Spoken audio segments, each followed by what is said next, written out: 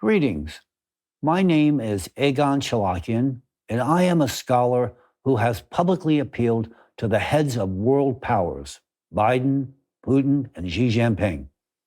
In my earlier message, I articulated the imminent threat that will annihilate our planet within a decade and cautioned that we have a window of 5 to 7 relatively calm years ahead of us to avert this planetary catastrophe. Yet my utterances were disregarded. As of this moment, we have only 4 to 6 years left to act.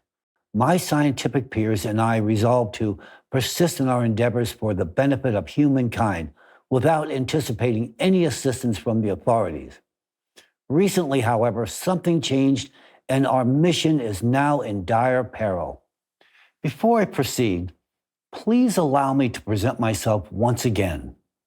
I am a semi-retired professional with a national security background, the foundation of which was constructed on a solid international legal and particle physics education, which I received at preeminent international institutions. In my early career, I served as a legislative analyst attached to the President's Commission on International Trade and Investment Policy at the White House under Presidents Nixon and Ford. I was honored and privileged to work with both the Reagan Kitchen Cabinet and the Reagan White House, where I was intimately involved with Mr. Reagan's Strategic Defense Initiative project. In total, I have worked directly with 4 U.S. presidents. In the event you are curious, I am currently a Capitol Hill lobbyist, and I am a member of the United States Geospatial Intelligence Foundation, the International Association of Intelligence Educators, and a proud founding member of the OSINT Foundation. Quite aside from my intimate involvement with the foregoing professional bodies, I still retain a visiting researcher relationship in the domain of national security at Harvard University as well. On the scientific front, if you elect to investigate me, you are likely to note that my name is duly cited in all 4 volumes of the CERN Laboratory's Future Circular Collider Conceptual Design Report, which sets forth the perimeters of collider physics. In concert therewith, I am likewise participating in NASA's NISAR mission. Additionally, throughout my career, my scientific research has routinely interfaced with the analysis of climate and geodynamic changes of the Earth and the implications for our civilization. I am going to disclose something that is concealed from the public view.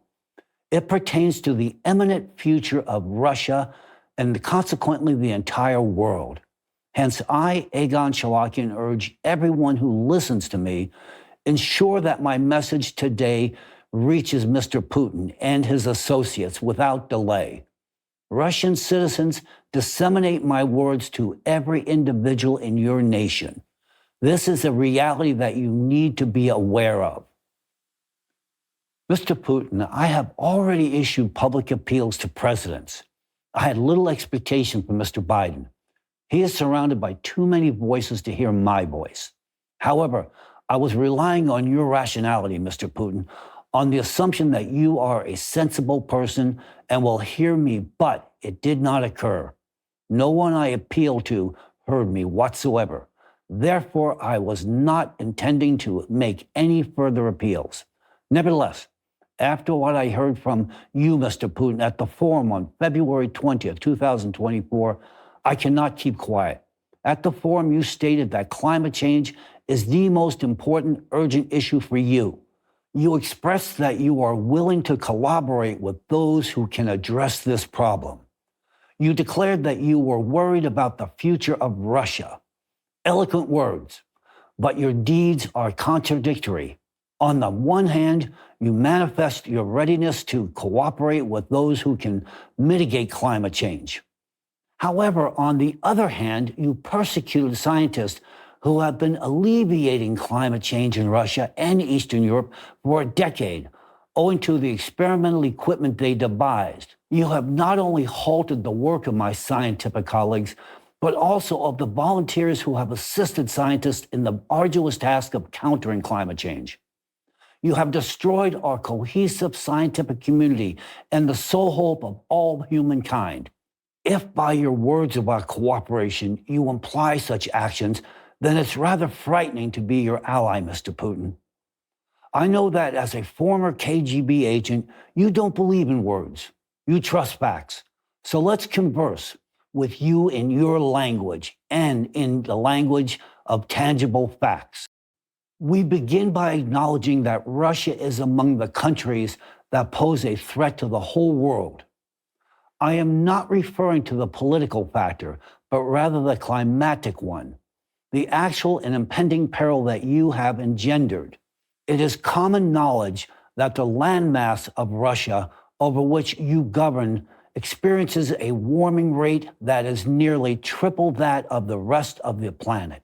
Nonetheless, you have likely neglected to consider this.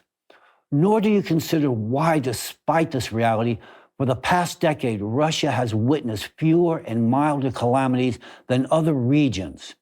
Scientists across the globe who are not affiliated with our group are baffled by this phenomenon because it contravenes the laws of physics.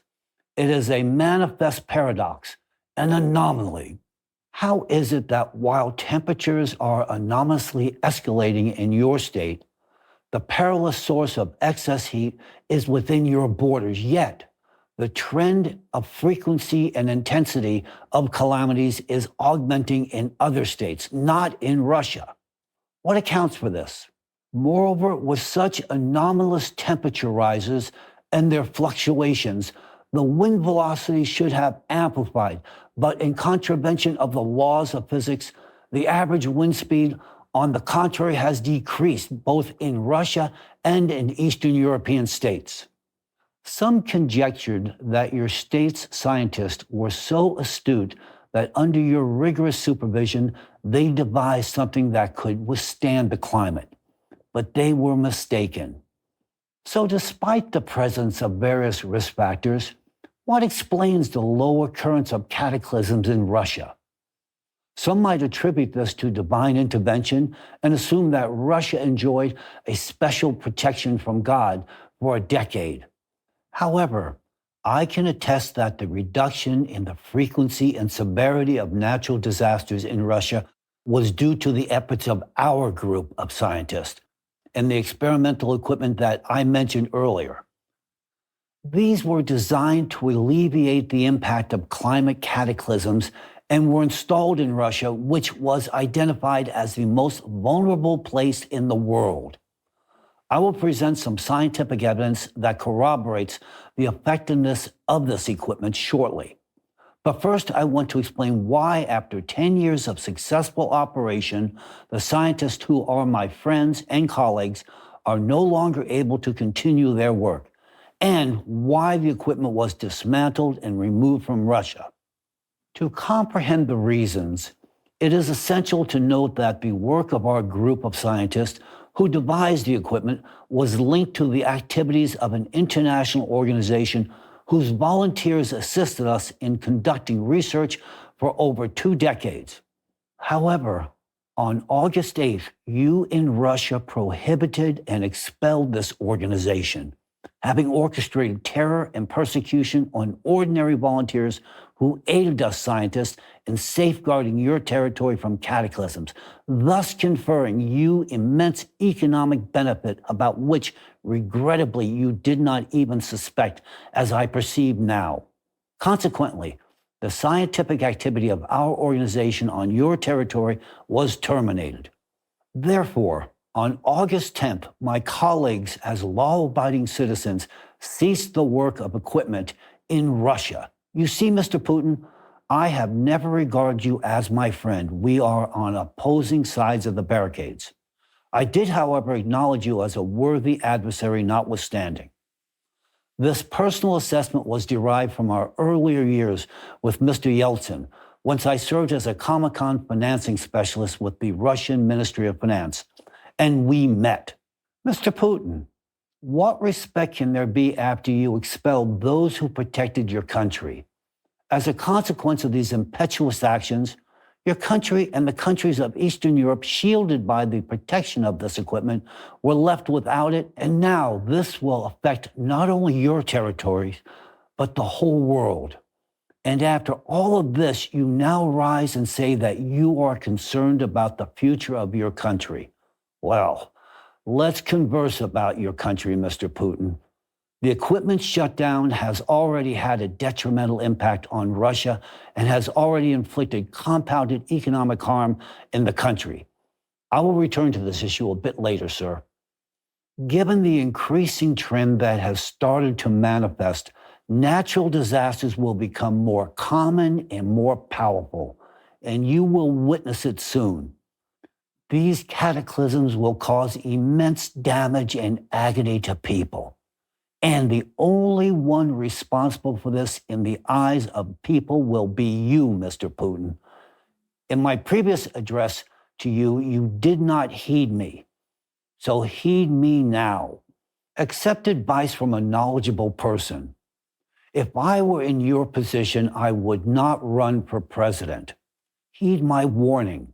Do not run for office, but vent for retirement instead, with at least some degree of dignity retained. If you bow out graciously now, people will ultimately blame those who succeed you for your negligence. Everyone, even those who are utterly loyal to you and ready to perish for you now, will curse you later. Leave now, or the citizens of not only your country, but the entire world will curse you by the end of your next term. Soon the world will discover who is responsible for what is already occurring and will only escalate in severity. I would therefore like to return to the core of my appeal and the facts that substantiate it. For 10 years, highly specialized novel equipment was functioning in Russia, which lowered the frequency and intensity of natural disasters, both for Russia and for some neighboring countries in Eastern Europe, which were within its area of influence. However, we were obliged to abruptly terminate its functioning because on August 8, 2023, the activity of the organization with which the developers of this equipment collaborated was declared undesirable in the Russian territory. On August 10th, we completely stopped its operation and the equipment itself was transported out of the country. Consequently, the mitigation effect provided by it has ceased. Yes, this device was operating unofficially, but it has conferred immense benefits to your country. To illustrate the enormity of the benefits it bestowed, I will present a brief comparative analysis. I fully comprehend that for you, Mr. Putin, as a politician and former KGB agent, words simply don't have any significance, but the facts do, since they are self-evident. Thus, let me proceed to concrete facts. Henceforth, I shall deliberately reference data from publicly accessible sources so that inhabitants of planet Earth may verify the veracity of my words. Let us compare the data on the frequency of natural disasters in Russia for 3 decades. According to the Ministry of Emergency Situations of Russia, for the decade from 1990 through 1999, there occurred 2,877 significant natural disasters that induced emergencies. For the decade from 2000 to 2009, there occurred 2,297 natural disasters. And from 2010 to 2021, that is for 11 years, the registered number of natural disasters emergency occurrences was only 939 total. This is more than twofold lower than each antecedent decade. Let me remind you that the equipment has been functioning since 2013 and has gained strength since 2014.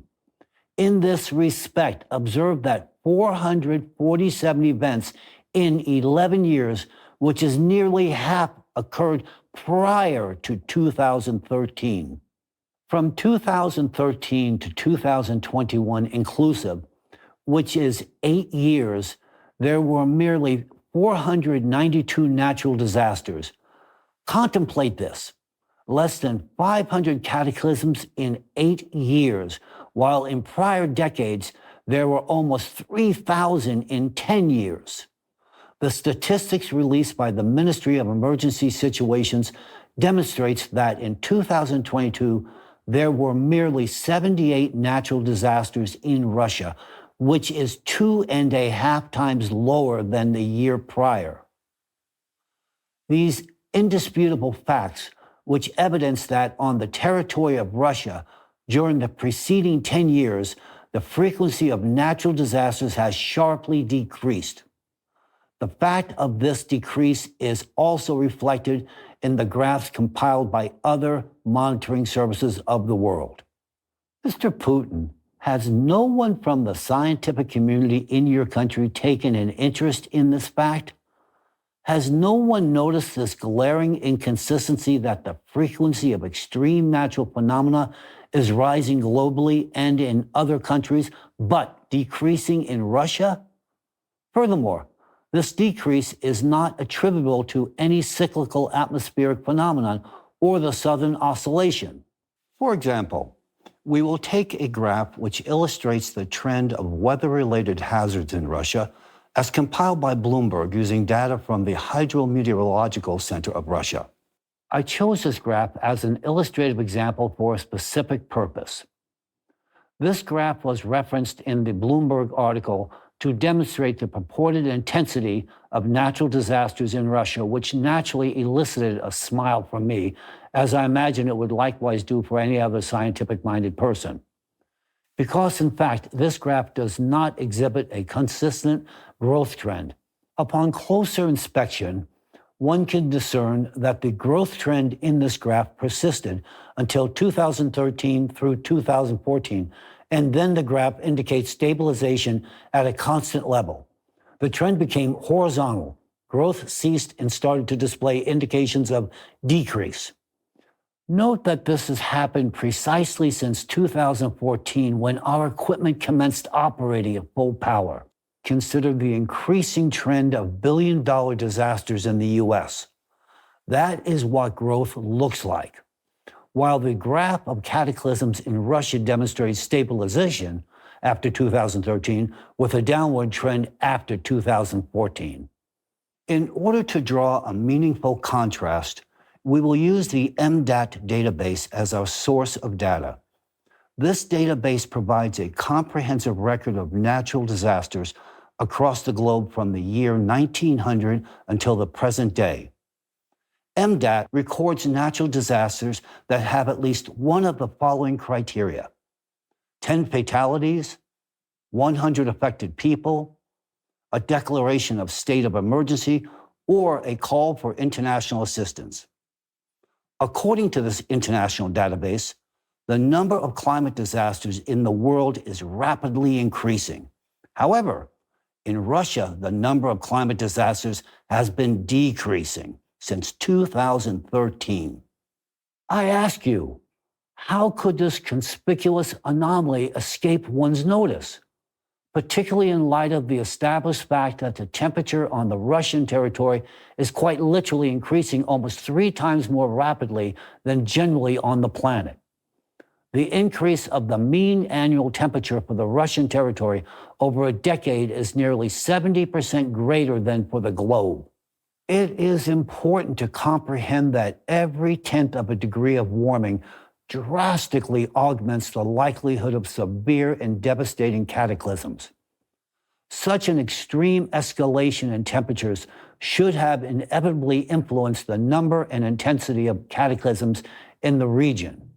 I presume that educated individuals would amply comprehend that the sharp difference from temperature should inherently induce amplification in the quantity of precipitation growth, acceleration of winds, and other extreme climatic manifestations.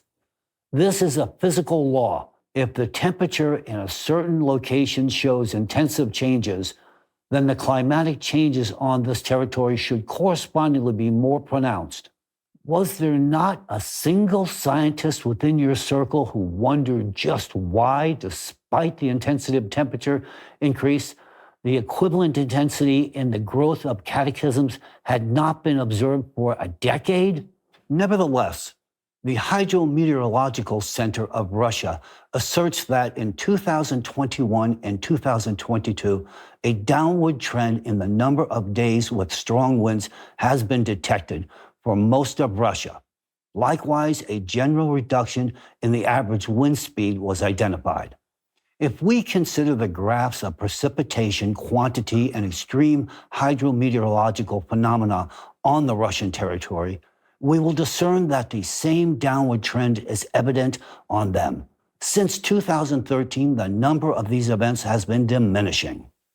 It is worth mentioning that the same trend is manifested both in the graphs constructed by the meteorological services, as well as in the graphs generated by independent researchers using open data, and by international services specializing in statistics. In all of these graphs, you can perceive the same downward trend since approximately 2013.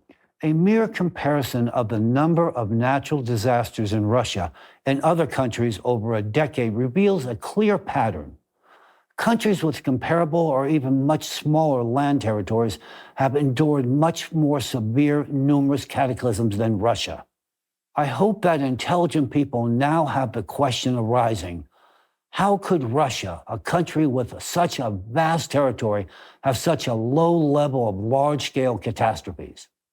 After all, the extensive territory of Russia encompasses several geographic zones and natural areas with diverse geological and climatic conditions, which only increases the chances of hazardous natural phenomena and processes.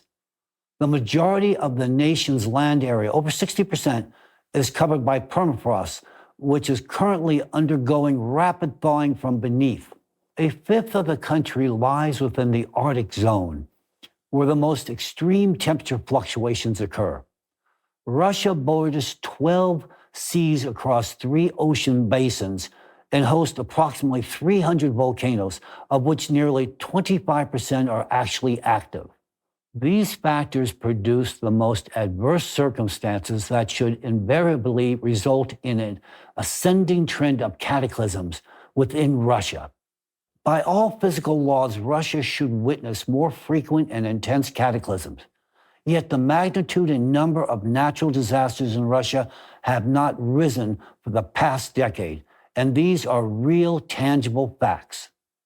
Mr. Putin, these are undoubtedly quite favorable conditions for the well-being of the nation, are they not? However, such conditions prevailed only until 2023, or more precisely until August 10th, 2023, when we had to deactivate the equipment that safeguarded your nation and some Eastern European nations that fell within the scope of our experimental equipment. The mistake you committed, or rather the officials you appointed committed, has already cost Russia a great deal. Be prepared that climate changes will disastrously drain your budget in the near future. And now you will understand just why.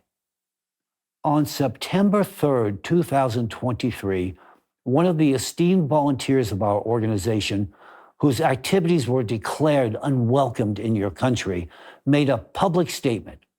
He stated that after the equipment was disabled on August 10th, the increase in the number and strength of climate catastrophes in Russia would follow a natural trajectory without mitigation. The situation will develop as it would have developed in the absence of the equipment's operation. In addition, it was stated that the escalation of the magnitude and the number of cataclysms would be most noticeable, measurable, and accessible after 3 months of the equipment's shutdown. And the most pronounced manifestations would be seen after 6 to 9 months. Mr. Putin, had the scientific researchers within your circle been truly diligent in observing cataclysms and discerning patterns, they would have inevitably noticed that since August 2023, the entire horizontal steady trend of stability has abruptly broken. the frequency and intensity of extreme cataclysms in Russia have dramatically skyrocketed. This became particularly evident in the fall of 2023, precisely 3 months later, just as our esteemed volunteer stated. Recall the November storm Bettina, which caused enormous devastation on the Black Sea shore in both Russia and Eastern Europe?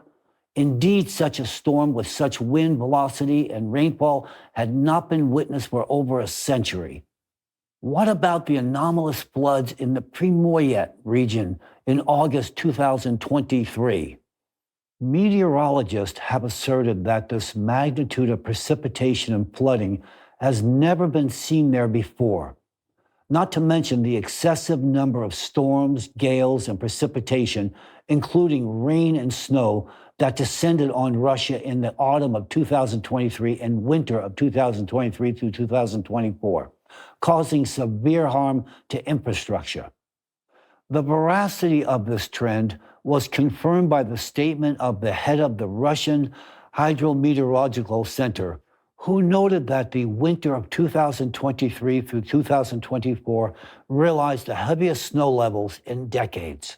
Paradoxically, in a decade, Russians, residents of severe northern country, have lost the habit of living in such extreme cold with such a high snow density and harsh snowstorms.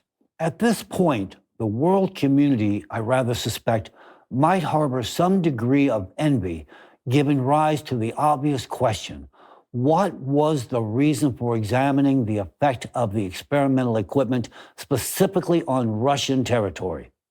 Simple answer: it is because the territory of Russia, and especially Siberia, owing to its geological composition and anomalous warming 3.7 times more rapidly than the rest of the globe, poses a tremendous threat to the whole world, including you and the Kremlin, Mr. Putin.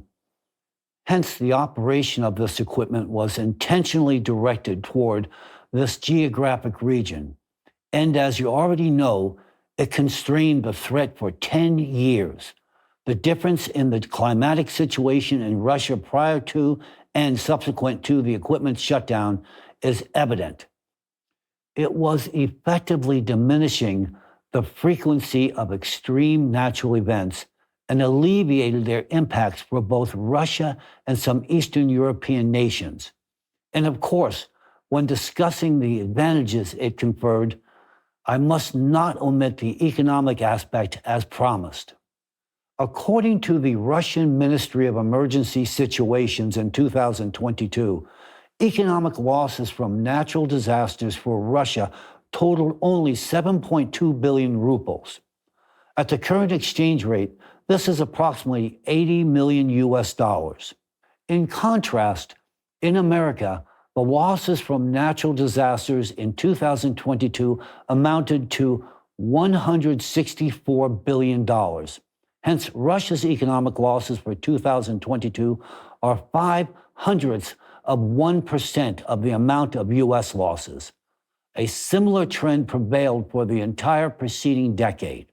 Over a decade, Russia's economic losses from natural disasters are comparable to slightly above $2 billion if we use the present exchange rate, whereas in the U.S. for the identical decade, the harm totaled more than $1 trillion. Consider the difference between $2 billion and $1 trillion. Think about it. For the same decade, Russia suffered only 0.2% of the economic damage that it should have faced in the same way as the U.S. and other countries faced. Furthermore, Russia's territory is about 74% larger than that of the U.S., and it is situated in extremely adverse natural conditions. The temperature in Russia is also rising 2 to 3 times faster than the global average. In physical terms, the economic losses in Russia should have been 2 to 3 times greater than in the U.S., meaning not just 1 trillion, but at least 2 or even 3 trillion U.S. dollars. However, now due to equipment shutdown, Russia has begun to face and will continue to face substantial economic losses. comparable to and or surpassing those of the United States. This trend manifested conspicuously in the fall of 2023, when the singular event of Storm Bettina inflicted a colossal economic detriment on the country, estimated conservatively at 42 billion rubles. That would be 462 million US dollars, a figure that exceeds by a factor of 6 the aggregate loss from all natural disasters in 2022. The magnitude of economic losses from climate disasters increased with each successive decade, as evidenced by a global analysis of the growth dynamics.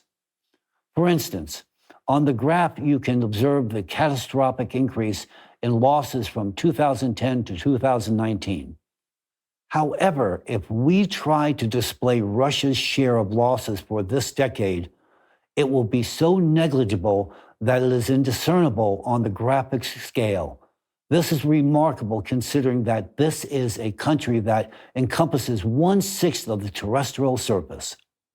I would like to note that Russia is certainly not a model to emulate in terms of open and honest monitoring of its natural disasters and assessing their economic losses. However, it should be noted that when independent experts conducted their calculations over the last 10 years, they were often based not on facts, but on assumptions. But despite their exaggeration of the number of cataclysms and material damage they caused in Russia, the loss projected by those experts was still tenfold less than in other countries with the same territory. Moreover, it did not correspond with the actual dynamics of the global escalation of cataclysms or the dynamics of anomalous temperature rises on Russian territory. Therefore, the decrease in the number of large-scale and loss-making natural disasters in Russia during the last 10 years is a genuine, irrefutable fact. However, now, Mr. Putin, such a scenario will not recur henceforth. To comprehend the minimal dynamics of how the trend of escalation of natural disasters and accordingly losses from them for Russia will evolve henceforward, let us revisit the graph of escalation of cataclysms worth billions of dollars in the United States. It clearly demonstrates that the growth trend is vigorously ascending and is no longer merely linear. It shows indications of an exponent because the frequency of cataclysms, each costing the U.S. over $1 billion, is escalating. Considering all aggravating factors, if it were not for our equipment, the escalation rate of the cataclysm growth tendency in Russia should have been at least as rapid as in the United States. And these are the lowermost estimates. For this scenario disregards the fact that the temperature in Russia is increasing almost 3 times more rapidly, as you already know, which implies that the shown dynamic can be amplified by 3 times. Consequently, the tendency of intensification of cataclysm in Russia should have been, and henceforth it will be, manifold stronger than in the United States. And now not merely you, but the entire world will witness it. Mr. Putin, the economic benefit that our organization, expelled by you from the territory of Russia, but which had established the experimental equipment, providing colossal economic gain for your country, will no longer exist. Therefore, considering the trend of the rapidly increasing number of catastrophes worldwide, we can assert with certainty that Russia is presently enduring and will continue to suffer grave economic damages in the subsequent years owing to the aggravation of the climatic and geodynamic conditions within your country. I am deeply concerned about the consequences of shutting down this equipment, not from the standpoint of Russia's economic or political future. My anxiety pertains to Siberia. It is precisely this territory that now possesses a threat to the entire world. In the absence of any compensatory factor, the situation there will escalate significantly. After all, this equipment not only affected atmospheric conditions, the hydrometeorological processes, but also indirectly contributed to reducing the dynamics of the development of geophysical risk in the territories it covered, including Siberia. However, now this mitigating effect has vanished.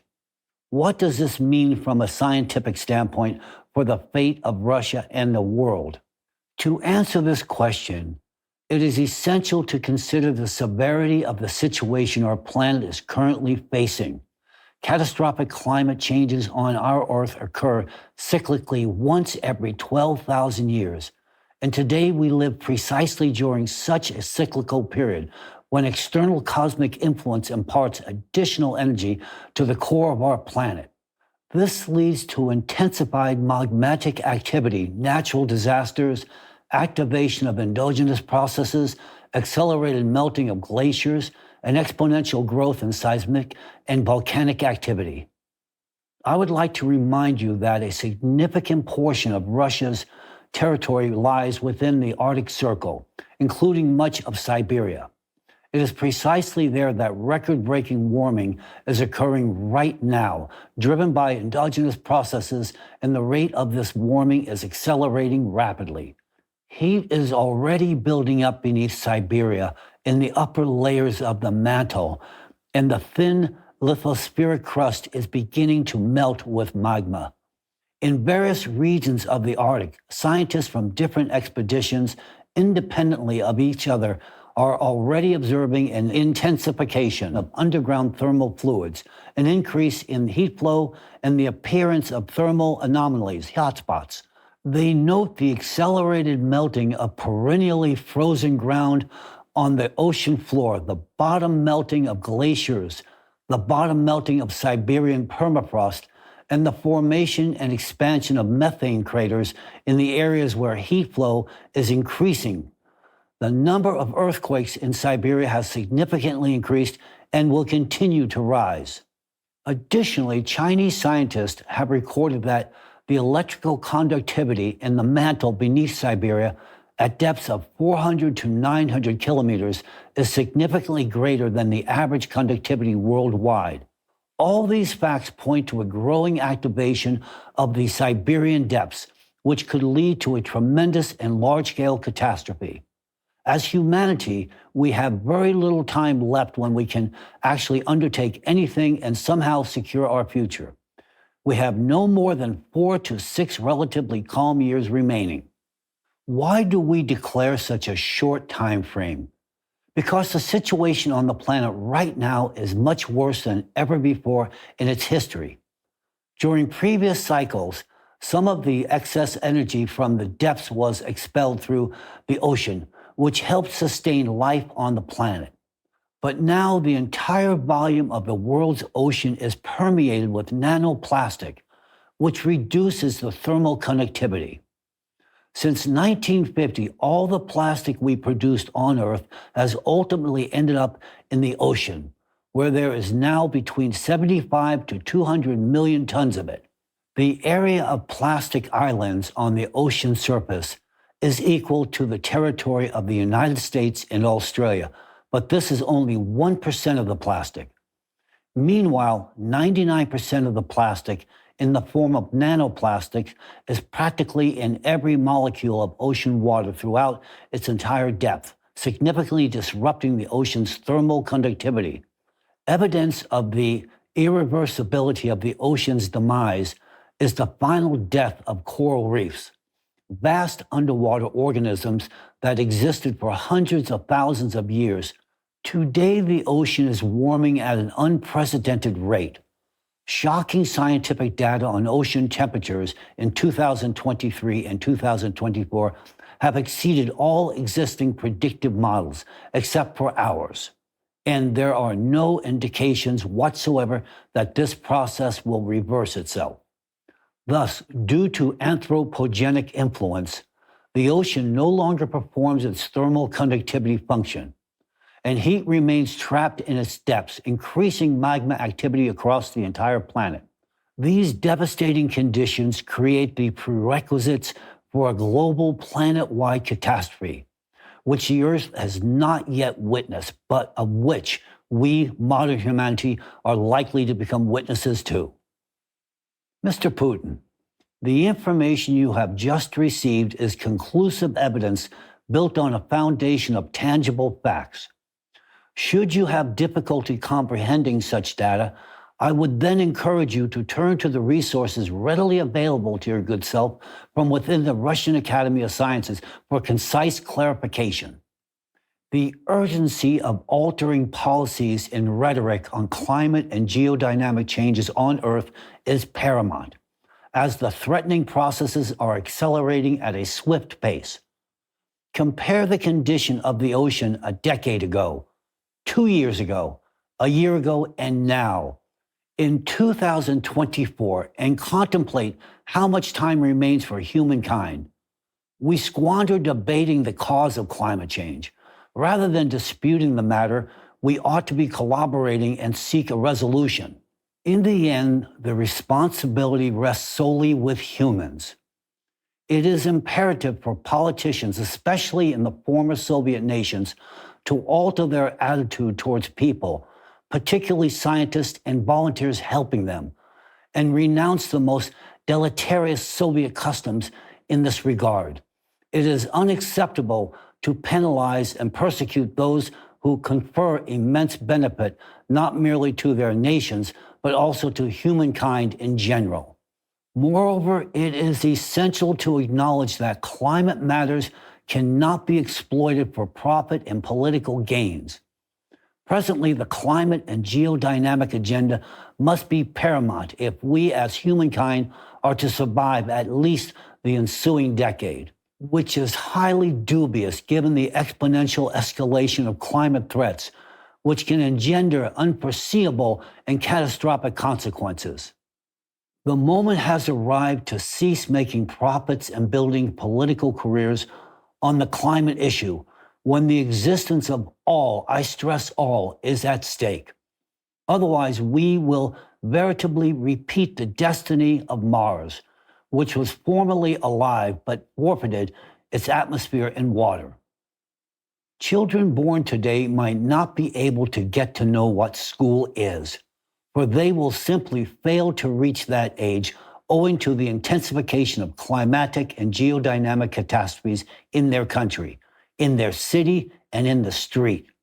Our planet's safety margin has run out. The devastating circumstance that the scientists who possessed some advancements in the direction of solving this problem, my colleagues and friends, are constrained in their activities, are subjected to persecution, and the experimental equipment was forcibly shut down. All of this manifold aggravates the situation in which we as humankind find ourselves, and it hastens the impending catastrophe.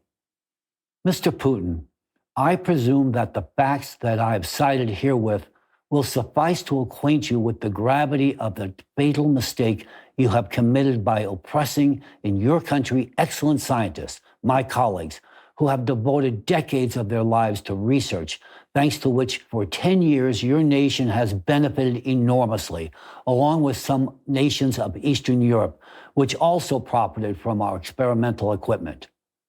We accomplished all that was within our power, all that was feasible, and note, we did it without support, without resources and funding, and still we were able to achieve excellent results. And instead of gratitude, you destroyed our scientific community, oppressed the volunteers who helped us.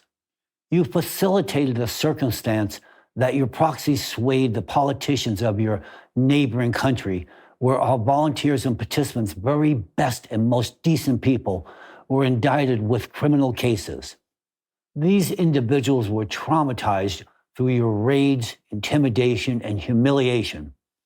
Why did they deserve such treatment? Was it because our efforts ensured your safety for a decade, significantly reducing the damage you suffered from climate disasters?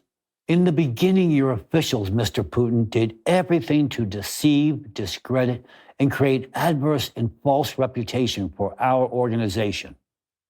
This includes your attempts at your instigation to create a negative image of us in the free democratic world, where your people also deliberately influence public opinion, artificially shaping a negative attitude towards our organization.